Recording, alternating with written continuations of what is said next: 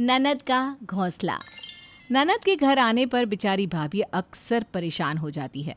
पर क्या हो जब आपकी ननद बार बार आकर घर में बैठ जाए। ऐसा ही कुछ हाल था बेचारी पूजा के साथ।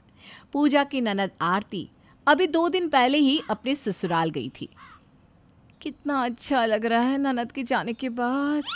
अपनी ननद के जाने से पूजा बहुत खुश थी, पर शायद पूजा की ये खुशी ज़्यादा लंबे समय तक के लिए नहीं रहने वाली थी। अब पूजा किसी काम से अपनी सास के कमरे में जाती है, जहाँ वो देखती है कि उसकी सास सुमन अपनी बेटी से फ़ोन पर बात कर रही है। अरे बेटा, इसमें डरने वाली क्या बात है। तुझे तो खुश होना चाहिए कि तेरी सास घर में नहीं है, तू अकेली है अपने पति के साथ। माँ खुश तो तब होती ना जब पति के साथ पूरा दिन रहती। वो तो अपने ऑफिस चले जाते हैं और रात को 12 या 1 बजे आते हैं। माँ, जब तक मेरी सास नहीं आ जाती तब तक के लिए आने दो ना घर। अरे पर आरती बेटा, अभी तू 2 दिन पहले ही तो अपने ससुराल गई है, और वैसे भी बार बार बेटियों का यूं मायके आना ठीक नहीं है।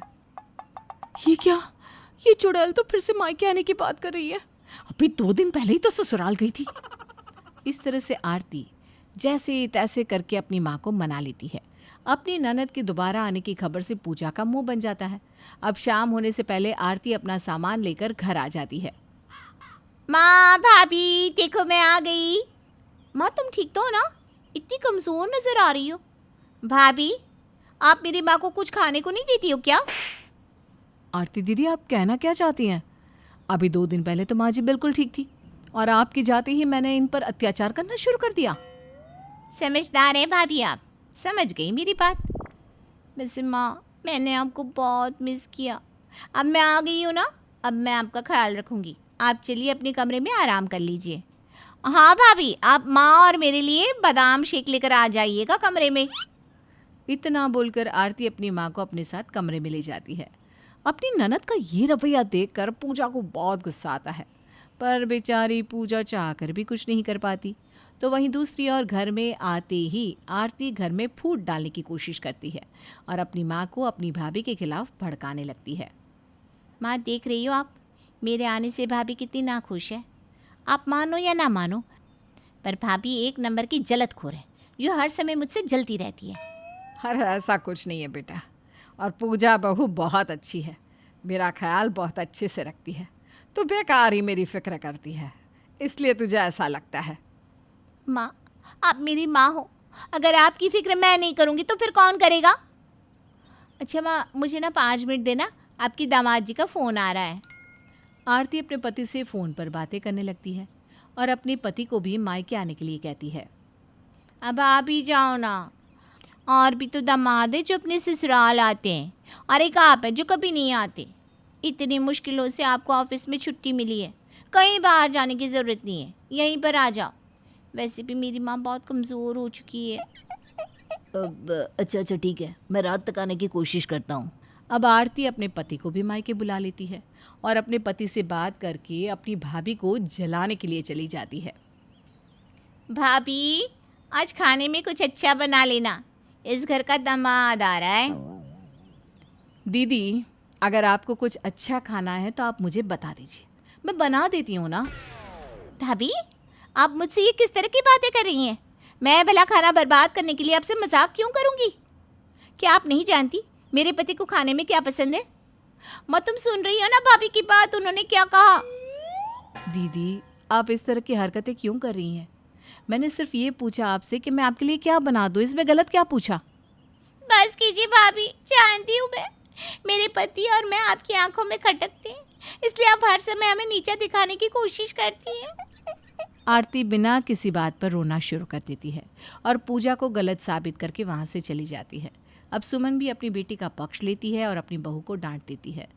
समय यूं ही बीतता है और सुमन के बेटी दामाद उसे दिन रात उसके बेटे बहू के खिलाफ भड़काते रहते।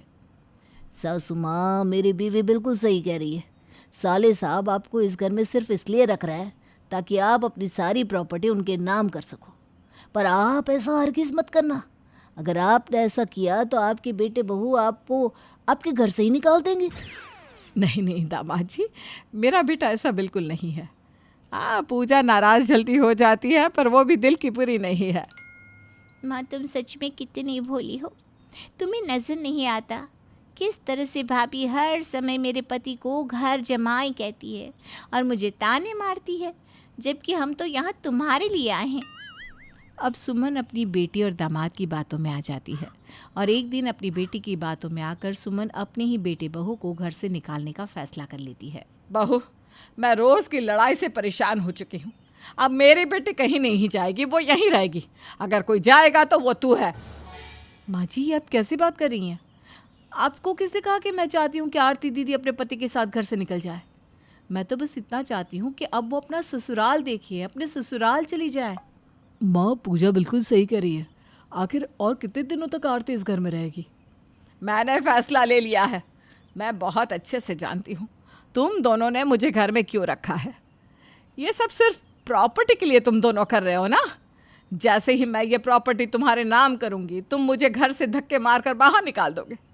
अरे मेरे बच्चे मुझे घर से निकाले उससे पहले मैं अपने बच्चों को ही निकाल दूँगी। अब मेरी सिर्फ एक ही औलाद है और वो है मेरी बेटी आरती। सुमन अपने बेटे बहू से नाराज़ हो जाती है। सुमन के कह देने पर भी उसके बेटे बहू उसे छोड़कर कहीं नहीं जाते। तो वहीं दूसरी ओर पूजा फैसला कर लेती है कि वो अपनी ननद के लिए इस घर के दरवाजे बंद करके ही रहेगी और इसीलिए पूजा अपनी ननद के ससुराल में फ़ोन करती है, जहां आरती की सास पूजा से कहती है, बेटा अब मैं तुझे क्या ही कहूँ।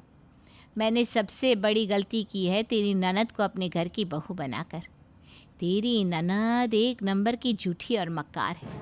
हमेशा कोई ना कोई बहाना करके मायके जाकर बैठ जाती है और इस बार तो उसने हद ही कर दी। पता नहीं मेरे बेटे पर कौन सा जादू किया है जो वो भी अपने ससुराल में जाकर बैठा हुआ है। माफ़ करना आंटी जी, पर मुझे लगता है अब आरती दीदी को सबक सिखाना चाहिए। आप अपनी बेटी को बस कुछ दिनों के लिए मायके बुला लीजिए और अपने बेटे को फ़ोन करके उन्हें प्रॉपर्टी से बेदखल कर दीजिए। बस आपको इतना सा झूठ बोलना है ताकि आपके बहू बेटे घर आ सके और उन्हें अक्ल आ सके कि दूसरों का घर फोड़ने वालों के साथ क्या होता है। अब आरती की सास बिल्कुल ऐसा ही करती है और जब यही सब आरती पर बीतती है तो उसे एहसास होता है कि वो कितना गलत कर रही थी। अब आरती अपनी माँ से अपनी गलती की माफ़ी मांगती है और सारा सच बताकर अपने ससुराल वापस चली जाती है, जिसके बाद सुमन को अपनी गलती का एहसास होता है और वो भी अपनी बहू से माफ़ी मांगती है।